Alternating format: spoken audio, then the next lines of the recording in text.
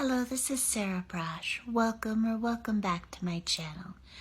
So today I just wanted to do a quick update, or a fairly quick update impromptu video. And there's actually quite a bit to talk about.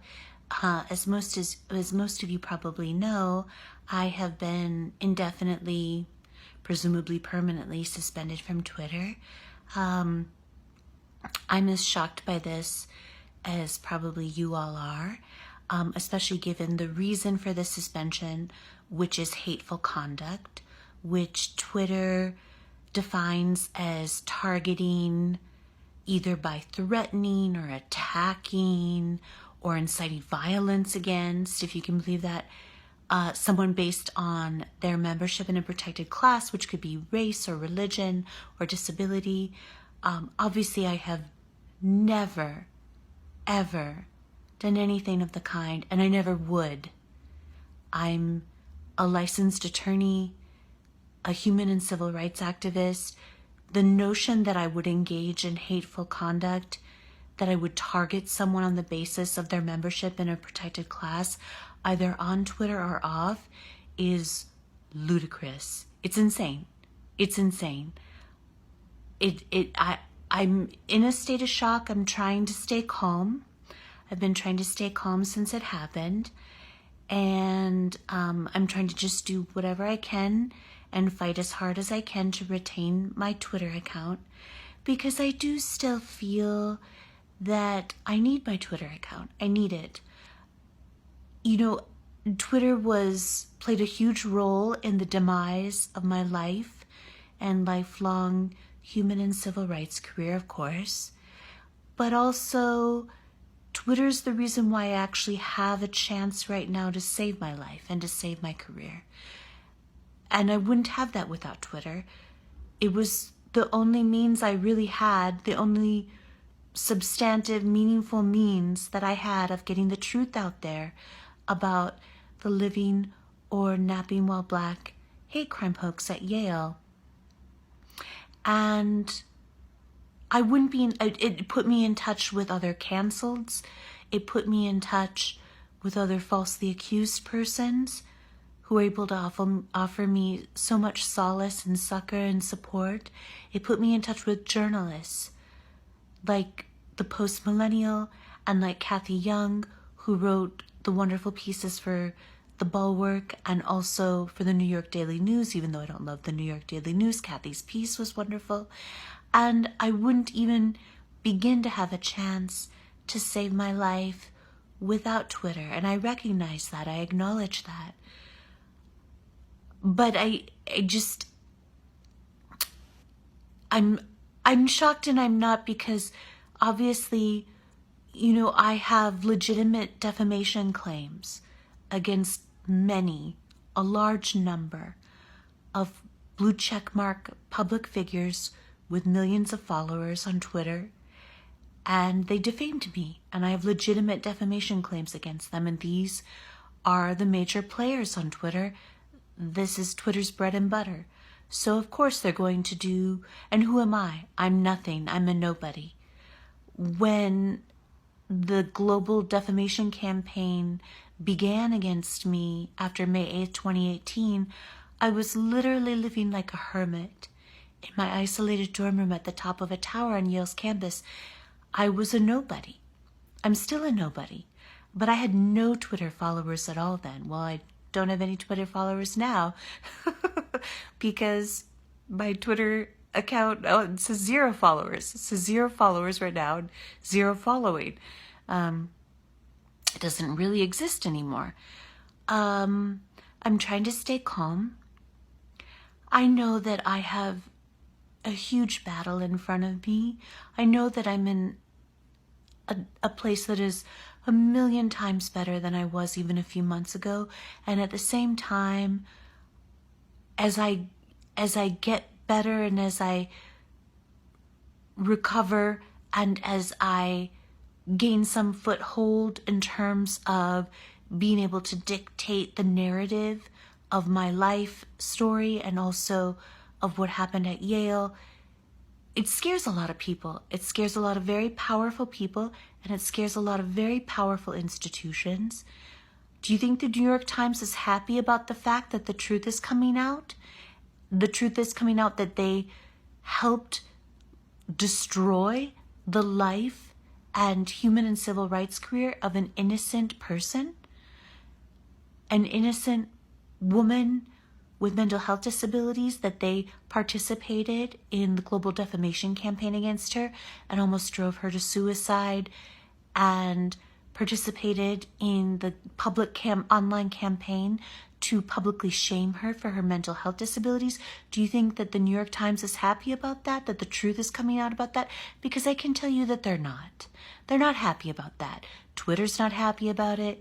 The ACLU's not happy about it. The Washington Post isn't happy about it. CNN's not happy about it. MSNBC's not happy about it. And the NBC News isn't happy about it. The list just goes on and on and on and on. And Yale's not happy about it. Yale's not happy about it. The truth is coming out. And that just means everyone's going to dig in, and the fight's going to get that much harder. I know that. I know that. I have to stay strong, and I just have to keep fighting. I just have to trust that I'm on a God-given and God-guided path, and I'm being guided by my guardian angel brothers, my beautiful red-haired guardian angel brothers, and I will succeed, and light and truth will prevail, and justice will prevail. The truth is going to come out. In the end, truth will out. And I just have to trust that. I just have to keep fighting. And I have to know that I have to expect this. Very powerful people to whom I'm a very profound threat are not happy about the fact that the truth is coming out. They're not happy about that. And so I had to know that this was going to happen. I had to know. So anyway, I believe that I do have a chance of getting my Twitter account back. I believe it not just because it's just unequivocally false that I engaged in hateful conduct at all. It's just simply and unequivocally false. There's no evidence that I have ever engaged in hateful conduct on Twitter or otherwise. But not just because of that, but also because there's someone who has been stalking not only me, but others for months. We have extensive documentation of this fact.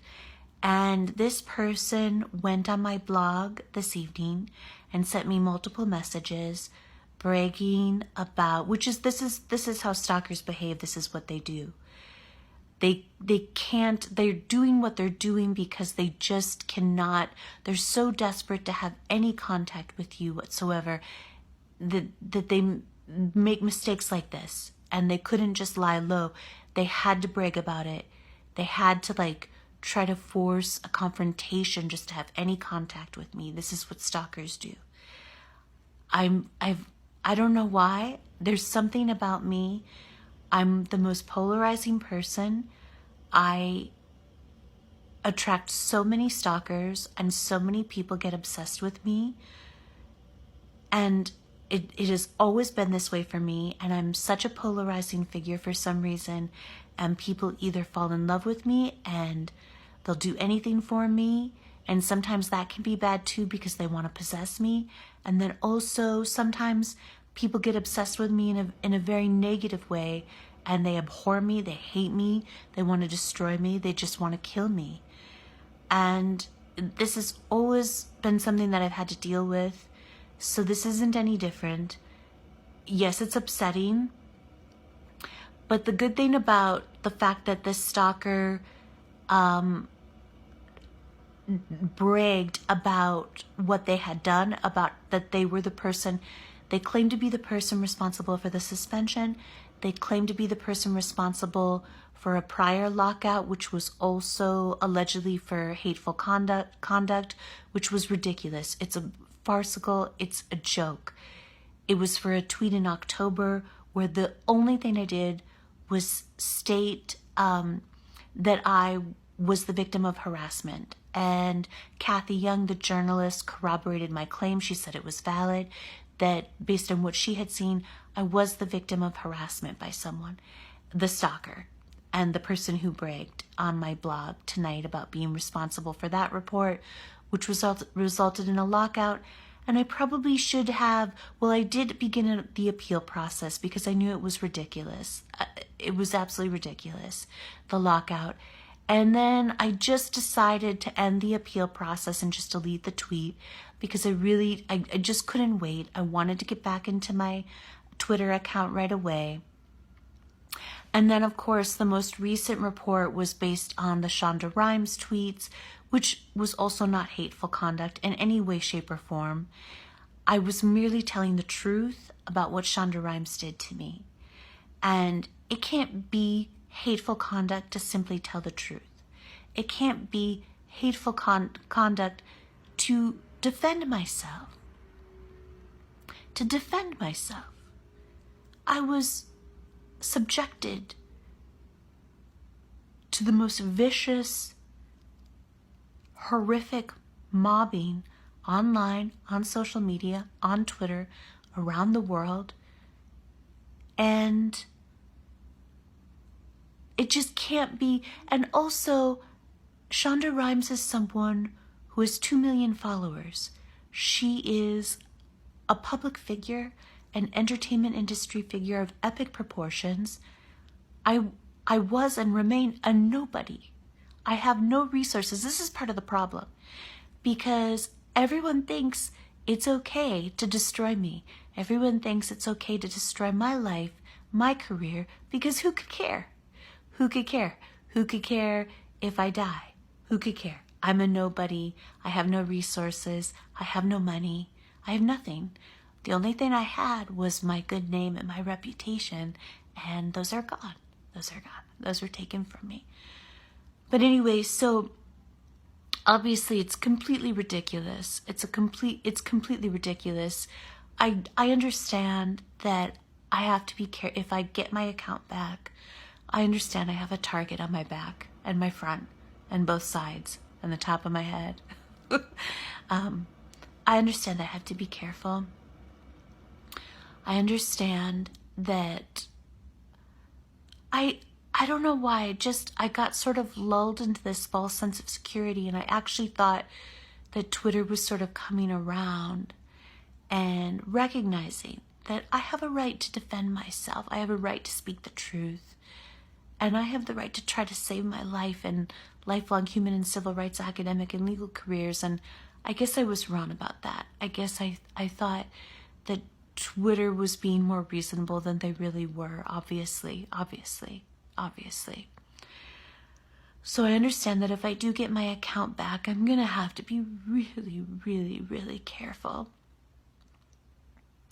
I have a target on my back. A lot of people, a lot of powerful people, a lot of powerful institutions don't want to see me win this fight. They don't want to see me be able to save my life and my career and get some semblance of my life back. And they really don't want to see me restore civil liberties, including free speech and due process on college campuses. They really don't want to see that.